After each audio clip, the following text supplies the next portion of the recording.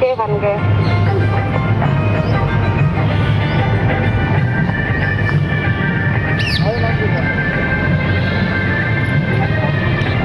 अपने मिक्स से दे लो।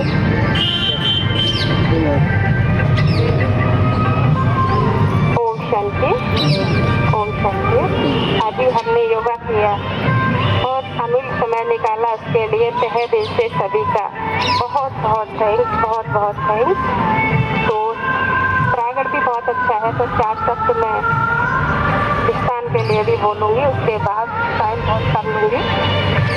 जहाँ पर सच्चे दया सम्मान और ईमान रहता है, जहाँ पर सच्चे दया सम्मान और ईमान रहता है, वहीं जाकर वो अल्लाह और वो भगवान रहता है, वहीं जाकर वो अल्लाह और वो भगवान रहता है।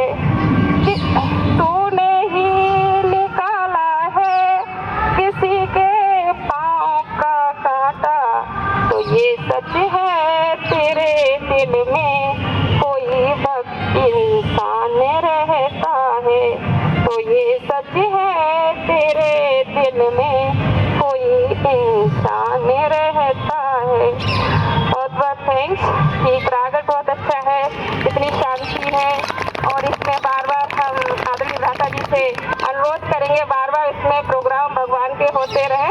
वैसे काफी दिन पहले भी कहा था, लेकिन समय ऐसा आया कि अचानक कोई प्रोग्राम बना कि फर्ज का एहसास होना चाहिए, कि फर्ज का एहसास होना चाहिए, कर्म अपने साथ होना चाहिए, फर्ज का एहसास होना चाहिए, कर्म अपने साथ होना चाहिए, कामयाबी चूमेगी हर कदम, विश्वास अपने साथ होना चाहिए, विश्वास अपने साथ होना चाहिए।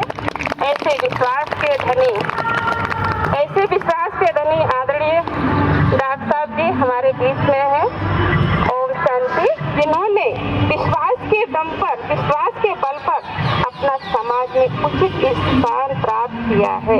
आदरणीय भ्राता डॉक्टर साहब जी, ओम शांति।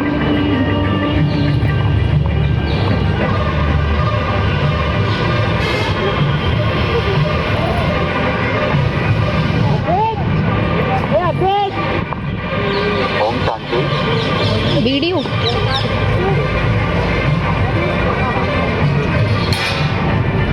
कुछ लोग तो मुझसे परिचित होंगे, जो परिचित नहीं है उनको मैं परिचय दे दूं। आवाज आ रही है मेरी? मैं doctor Saurabh Rajput, district hospital एटा में हूँ और 2012 से ज्ञान में जुड़ा हूँ। आज मैं दीदी को थैंक यू बोलना चाहूँगा कि इतने अच्छे प्रोग्राम में मुझे इनवाइट किया। 2012 से पहले जीवन का उद्देश्य पता ही नहीं था कि किस लिए जो दूसरे कर रहे हैं उसी के रो में बहे जा रहे थे। 12 में मैं कासगंज में रहता था, तो एक न्यूज़पेपर में एक न्यूज़ निकली कि राज योगा से नशा मुक्त। तो मैं हॉस्पिटल में रोज 300-400 लोग मिलते हैं, तो उनमें से लगभग 90% लोग किसी न किसी नशे के शिकार हैं, चाहे वो शरीर का नशा हो, चाहे वो मन के नशा हो, किसी न किसी नशा। और मेरा शुरू से यही विश्वास रहा था कि महिला सशक्तिकरण और गरीबी तब तक खत्म नहीं होगी जब तक हमारे समाज में नशा मौजूद है। महिला सशक्तिकरण नहीं हो सकता, क्योंकि अगर घर के जो पुरुष सदस्य हैं वो नशा करके आएंगे तो उसका सबसे ज्यादा पीड़ित अगर पक्ष कोई रहता है तो महिला रहती है, बच्चे रहते हैं।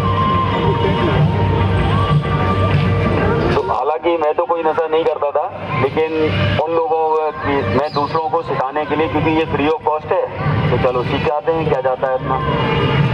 लेकिन जब वहाँ पहुँचे तो उन 7 दिनों में मुझे ये समझ में आया कि ये मैं किसी दूसरे की मदद के लिए नहीं आया था, बाबा ने मुझे ही बदलने के लिए बुलाया था। टाइम तक मुझे अपनी अंदर की कमियां दिखाई नहीं देती थी, लेकिन 7 दिन के राजयोगा के मेडिटेशन से मेरे सामने एक दर्पण आ गया। मेरा अंदर जो मैं सोच रहा था कि मैं ये हूँ, और हकीकत में वो नहीं था। और इस वजह से पहले गुस्सा भी बहुत आता था, बदले की भावना भी जबरदस्त रहती थी, माफ़ी किसी को देना तो मेरे उसमें ही नहीं था बिहेवियर में। भले ही 5 साल बाद किसी से लूँ बदला, लेकिन लूँगा जरूर, इस तरह का बिहेवियर था। लेकिन अब भी कभी कभी पुराने सूक्ष्म संस्कार जागृत हो जाते हैं, क्योंकि मैं रोजाना मुरली नहीं पढ़ पाता हूँ, लेकिन वो ज़्यादा दिन तक टिकते नहीं है। मुश्किल से थोड़ी देर बाद जैसे ही मैं ध्यान में बैठता हूँ वो सारी चीज़ें भूल जाती हैं। अब वो गठरी बांध के जो पहले रखते रहते थे, जैसे आप इस पार्क में घूमने आए, कितना अच्छा पार्क है, खूब हरी भरी घास है, टहलने के लिए अच्छी व्यवस्था है, लेकिन अगर किसी से ये कह दिया जाए कि 1 कुंटल का बोरा रख के इस पार्क में घूमो और एंजॉय करो, तो उसे मजा आएगा? नहीं आएगा। तो जब तक हम लोग राजयोगा में नहीं जुड़ते हैं तो हम सबकी हालत वही होती है। हम कितनी भी अच्छी परिस्थिति हो, हम खुश नहीं हो पाते। खुश क्यों नहीं हो पा रहे? परिस्थितियों में दोष नहीं है, दोष जो हमने 1 कुंटल का जो बोरा रख रखा है सिर पे, वो हमें खुश होने ही नहीं देता है। तो ये राजयोगा मेडिटेशन इसलिए भी जरूरी है, जैसे WHO ने हेल्थ की एक डेफिनेशन दी थी। हेल्थ के 4 एस्पेक्ट बताए थे, फिजिकल हेल्थ, शारीरिक स्वास्थ्य, मेंटल हेल्थ, सोशल हेल्थ और स्पिरिचुअल हेल्थ। जैसे भाई जी सर बैठे हुए हैं, तो ये कुर्सी के 4 पाए हैं, चारों पाए अगर बराबर हैं और मजबूत हैं चारों, तभी ये कुर्सी वजन ले पा रही है। अगर इसका एक पाया मान लीजिए 1 फुट का है हो, एक पाया 1.5 फुट का हो, एक आधा फुट का हो, चौथा हो ही ना, या फिर ये चारों बराबर हैं लेकिन कमजोर हों, ठीक है, तो ये क्या कोई प्रेशर झेल पाएंगे? नहीं झेल पाएंगे। आजकल आप न्यूज़पेपर में जो पढ़ते होंगे, बहुत बार जो मतलब अच्छे पढ़े लिखे लोग तक, स्पेशली हमारे मेडिकल फील्ड में बहुत ज़्यादा होता है, साल में कितने डॉक्टर सुसाइड कर लेते हैं। उसकी वजह ये है क्योंकि उनके जो पेरेंट्स ने और उन्होंने पूरी जीवन अपनी मेंटल हेल्थ पे काम किया है। इन चारों पायों पे बैलेंसिंग कैसे की जाए, उनको अवेयरनेस ही नहीं है। जब अवेयरनेस नहीं होगी तो काम ही नहीं कर पाएंगे। फर्स्ट चीज जो है ना अवेयरनेस, कि हाँ कुछ गड़बड़ है। अगर जब ये समझ में आ गया कुछ गड़बड़ है, तब आदमी फिर खोज में निकलता है। तो जो आज सोशल हेल्थ भी हमारी कितनी पुअर हो गई है, आप देखते ही हैं घर घर में, कचहरी में और हमारे अस्पताल में जितने मारपीट के वगैरह जितने केस आते हैं, मैं अक्सर पूछता हूँ लोगों से कि घर खानदान में झगड़ा हुआ होगा, तो 90% केस में हाँ में जवाब आता है। एक महाभारत हम पढ़ते हैं तो वो कहते हैं कि अरे भाई भाई कैसे लड़ लिए, और वो महाभारत तो आजकल घर घर में है, घर घर में वही महाभारत है। और बहुत बार वजह, बहुत उनसे पूछो ना वजह क्या है, तो वो ही लोग उलझ जाते हैं कि हकीकत में वजह थी क्या, और वजह कुछ नहीं है, वो बैटरी उनकी डिस्चार्ज हो रखी है।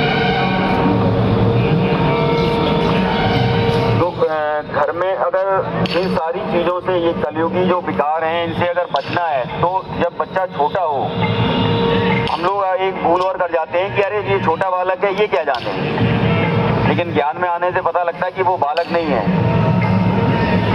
वो बालक नहीं हो सकता, उम्र में हमसे बड़ा ही हो, ठीक है, जिसको हम छोटा बालक।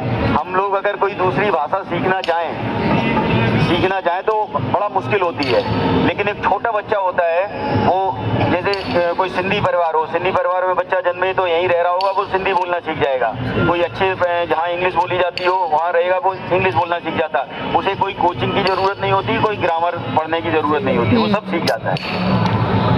तो अगर छोटे बच्चे को ये राजयोगा मेडिटेशन के संस्कार बचपन से ही डाल दिए जाएं, तो उस पर जितना जो भारी विकार हैं, एक एक भी हावी नहीं होगा। वो उसी तरह से होगा जैसे आप पूरी दुनिया के कांटे खत्म नहीं कर सकते, लेकिन बच्चे के पैर में जूता पहना सकते हैं। और निश्चिंत हो जाइए, क्योंकि आप बच्चे के पीछे पीछे तो नहीं घूमेंगे।